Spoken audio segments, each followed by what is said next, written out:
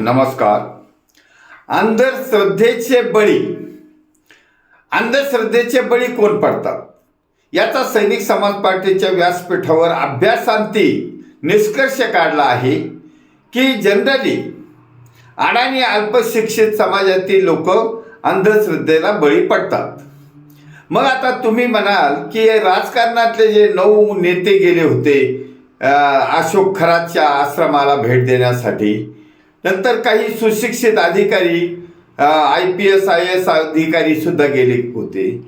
तर मूळ मुद्दा असा आहे की आमचा अभ्यासांती निष्कर्ष आहे की या लोकांची पार्श्वभूमी, संस्कार, कुटुंब आणि समाज ज्यामधून हे आलेले आहेत तो समाजच अंधश्रद्धेचा चाहता असेल.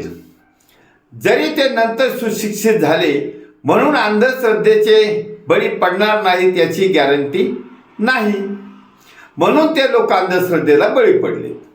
बरं, आता मुद्दा असा की नरेंद्र दाभोळकर यांनी हा जो अंधश्रद्धा निर्मूलन कायदा आणण्यासाठी अट्टहास केला त्यामध्ये त्यांचा बळी गेला.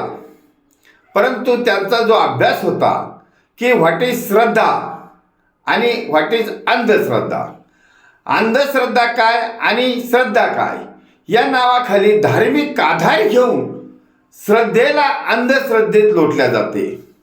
धार्मिक आधार घेऊन, कारण धर्माचा प्रचार करायचा, धर्माचं पालन करायचं, धर्माची पूजा करायची हे जरी भारतीय राज्यघटनेने परमिशन दिलं असलं तरी त्याचा ओघ मात्र हे भोंदू बाबा घेतात, फायदा घेतात आणि अंधश्रद्धा पसरवतात आणि अंधश्रद्धेचे बळी वाढवतात.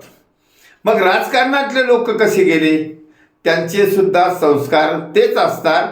जरी ते पदावर गेले याचा अर्थ बौद्धिक पातळी वाढली असा होत नाही.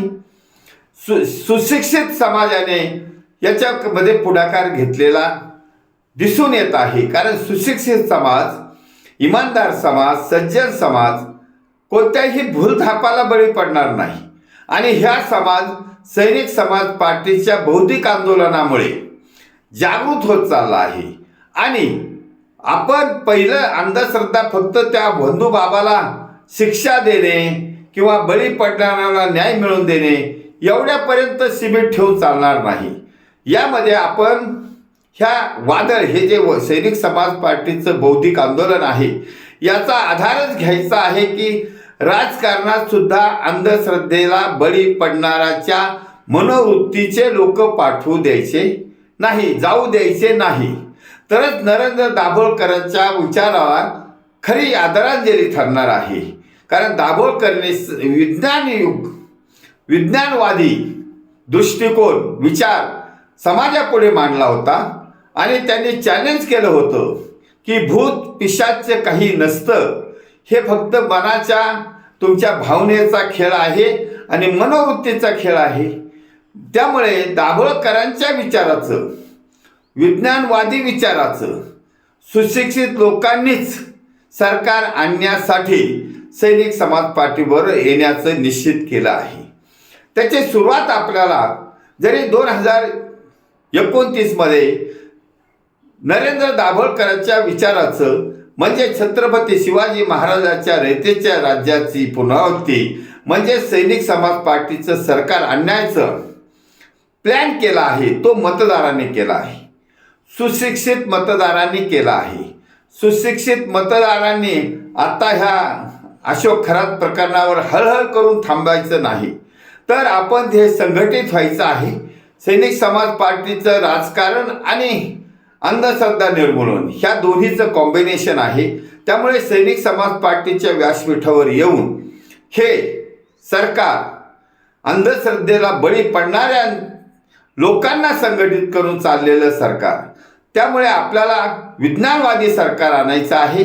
आणि त्याची सुरुवात 2029च्या सरकारची सुरुवात आताच्या बारामती आणि राहुरी नगर आणि पाथर्डी पोटनिवडणुकीमधून सुरुवात करायची आहे. आता राहुरी मतदारसंघामध्ये, राहुरी नगर पाथर्डी मतदारसंघामध्ये अक्षय कर्डिले आणि प्राजक्त तनपुरे हे दोघंही परिवारवादी आहेत आणि यांचा प्रचार अंधश्रद्धावाले करतात. ते अंधश्रद्धा कोणाची असेल तर पण हे यांचे अंधभक्त आहेत. प्रचार करणारे काही निवडून आणण्याची ताकद ठेवत नसतात. प्रचार करणारे हे मतदारांना भुलवण्याचं काम करतात. म्हणून ह्या मतदार आता कोणाच्या भूलथापाला बळी पडणार नाही. कारण सैनिक समाज पार्टीच्या विज्ञानवादी बौद्धिक आंदोलनामुळे सर्व मतदार जागृत झाला आहे आणि मतदारांनी ठरवलं आहे की या वेळेला या दोन उमेदवाराला अक्षय कर्डिले आणि प्राजक्त तनपुरे यांना हरवलं म्हणजे अंधश्रद्धा निर्मूलनचा पाया भक्कम होणार आहे आणि सैनिक समाज पार्टीचं सरकार सत्तेवर येण्याचा पाया भक्कम करण्यात येणार आहे.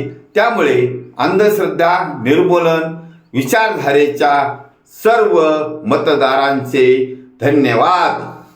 भारत वर्ष की जय. छत्रपती शिवाजी महाराज की जय. सैनिक समाज पार्टीचा विजय असो.